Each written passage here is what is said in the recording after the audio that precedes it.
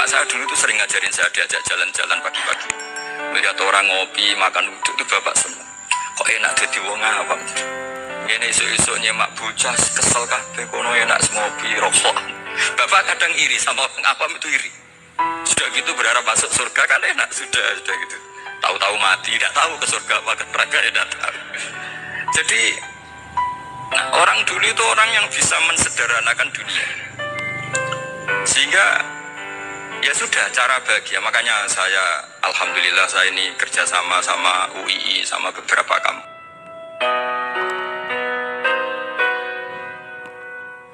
Istighna, hakikatul istighna itu adalah al-istighna anisya' labihi. Jadi pemenuhan kebutuhan yang sebenarnya adalah kita berusaha menghindari sebanyak mungkin kebutuhan yang sekunder, yang nggak penting. Bukan memenuhi semua yang kita inginkan. Jadi misalnya begini ya, kalau kita lapar, itu keinginan kita itu makan enak apa asal makan? Tentu jawabannya asal makan yang sehat. Tapi kalau nuruti nafsu kita, makannya yang enak, teman makan ya enak. Terus di warung yang favorit. Ini kan satu kebodohan. Kenapa untuk makan saja butuh definisi sekian banyak? Yang kita harus kecewa, warung favoritnya bisa sudah tutup. Atau kita ke sana harus macet. Ribet. Yang benar-benar arif dan bijaksana itu adalah al-istighna anisya. Sesuatu yang tidak mendesak itu jangan jadikan kebutuhan. Sehingga kalau kita puasa misalnya, semua makanan itu enak karena kita sangat lapar. Sehingga Abul Qasim Al-Junaidi ketika ditanya, ma'idamu to'am, lauk makanan itu apa? Jawabannya lucu, alju, lapar. Kalau kamu lapar ya semuanya enak. Ini sudah mulai hilang. Kita bilang makan enak itu ya sate, ya gulai, ya pizza yang kita senang. Akhirnya apa? Untuk nikmati nikmatnya Allah itu kita jadi ribet. Apalagi yang orang-orang fasik harus ditemani perempuan yang tidak halal misalnya, atau harus ada ajudan, ribet. Nah pertanyaannya, orang yang ribet sama yang gak ribet itu pinter mana? Pinter yang gak ribet. Nah ini kearifan-kearifan yang mulai hilang. Lalu siapa yang bisa mewarisi itu? Ya ulama. Jadi ulama itu cara berpikir sebenarnya simple. Makanya mereka sering kalau tahajud itu, di antara makalah Sayyidina Ali paling terkenal dan yang menjadikan beliau punya derajat yang luar biasa itu adalah kafani izzan antakuna li robban wa kafani fakhron an akuna laka abdan. Ya Allah, saya ini sudah begitu mulia, begitu terhormat dan sangat-sangat terhormat karena yang menjadi Tuhan itu Engkau. Jadi rumus pertama itu karena menjadi Tuhan itu Engkau. Hanya Tuhan yang abadi, Tuhan yang pertama, Tuhan yang al-awwal. Coba ya Allah, kalau saya ini punya Tuhan Fir'aun, punya Tuhan mati jadi tontonan lagi, itu kerennya di mana coba? Andaikan kita punya Tuhan Fir'aun, atau punya Tuhan yang asal-usulnya manusia, apapun hebatnya manusia itu, kita punya Tuhan manusia itu.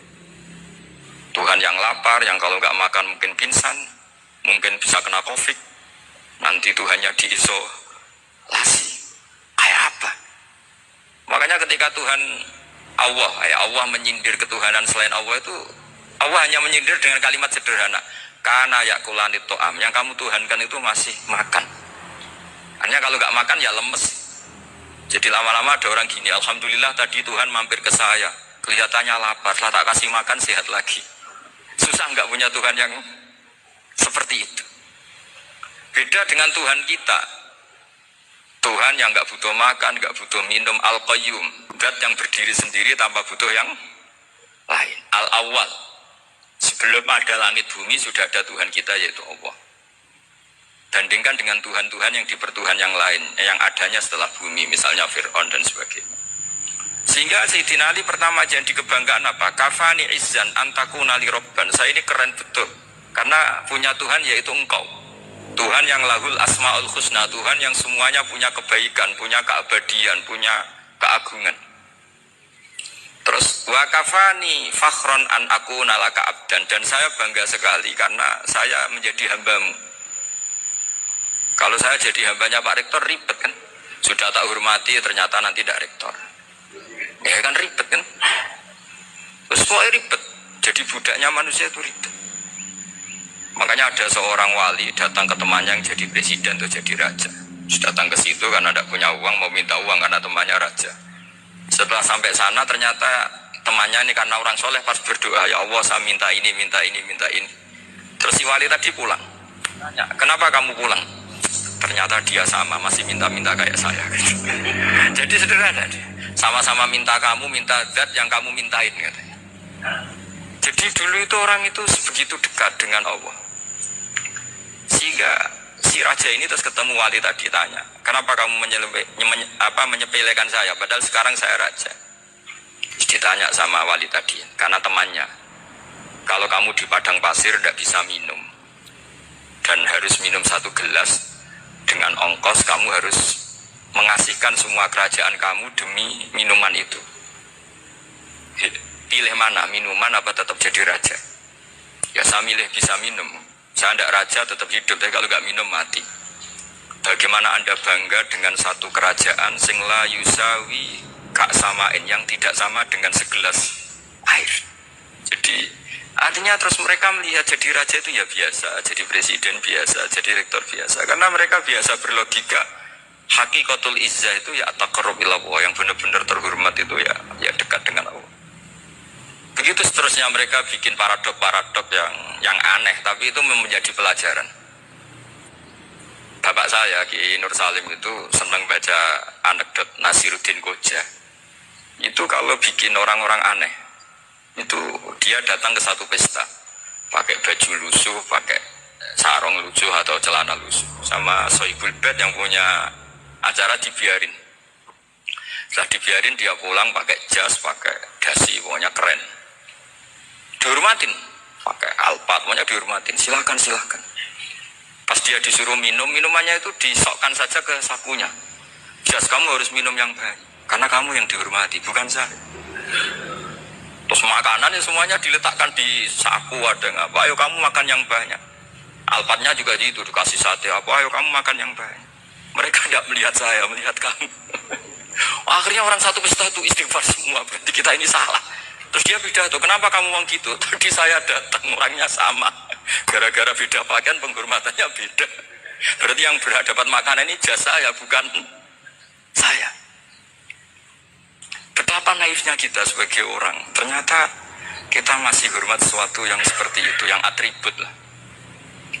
Jadi orang-orang sufi itu orang yang bisa menertawakan dunia. Akhirnya ya, pertama dia dianggap orang gila, masa jas dikasih makan, dikasih minum. Tapi secara fikih dia benar, haram dia makan. Karena pas dia datang dibiarin, setelah pakai jas dikasih makan. Berarti hakikat yang dapat rezeki siapa? Jasnya apa orangnya? Jasnya apa orangnya?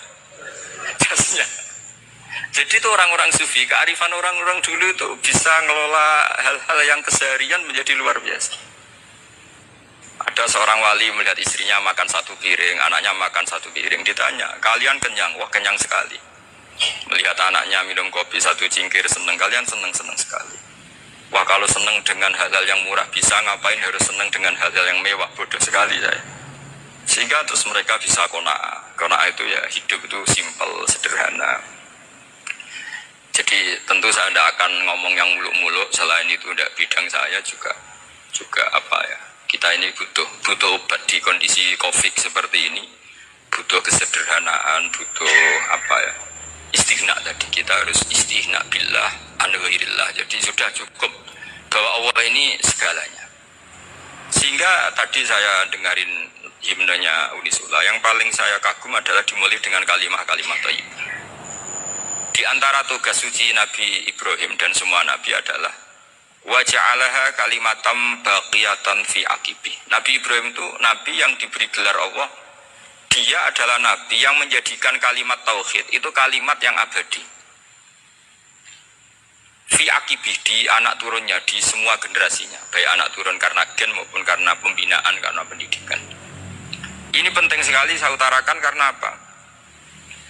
Satu kehidupan itu sebenarnya digerakkan oleh kata-kata, oleh mutu kalau orang bahasa modern. Sehingga banyak ulama mengatakan al-ibarat qutun li'ailatil mustami'in, bahwa redaksi atau moto atau pegangan hidup itu penggerak kehidupan. Sehingga sebetulnya manusia itu digerakkan oleh kalimah-kalimah itu, oleh moto-moto itu, oleh prinsip-prinsip hidup itu. Misalnya orang Palestina itu tiap hari ke pasar gitu. Mereka ke laut gitu. Ditanya kenapa tidak takut tembak Israel? Jawabannya lucu. Kena tembak ya mati, nggak makan ya mati, nggak kerja ya mati. Ya sudah sama-sama mati ya mendingan aktivitas normal.